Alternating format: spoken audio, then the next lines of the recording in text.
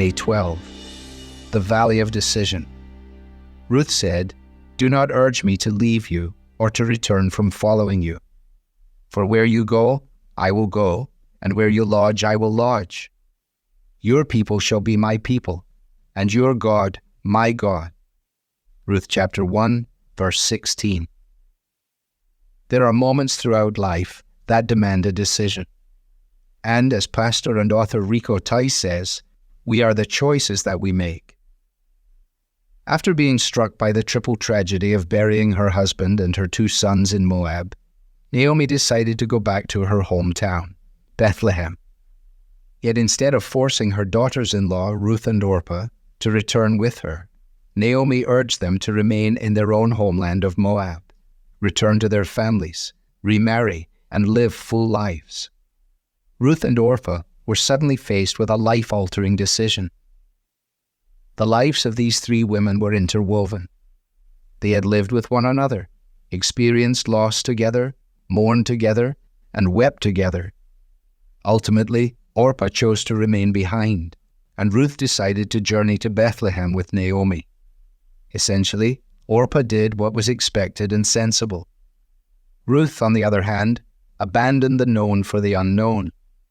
She gave up the likelihood of remarriage to cling to her aged, helpless mother-in-law. Ruth understood that her decision should not be guided by familiarity, security, or relational prospects. This moment would shape her life and her destiny. Remaining in Moab would mean remaining with the false gods of her upbringing and turning her back on everything she had presumably discovered from Naomi about the God of Abraham, Isaac, and Jacob. Naomi's God had become Ruth's God. That is why she decided to stay by Naomi's side. Ruth's decision on the road to Bethlehem points forward to the valley of decision that Jesus calls each of us to stand in. Do you want to be my disciples, or do you want to return to the life you've known? Who is there who will forsake his or her father and mother and everything they know, all that represents stability and security, for my sake? Can we confidently say to Christ, "Where you go, I will go"?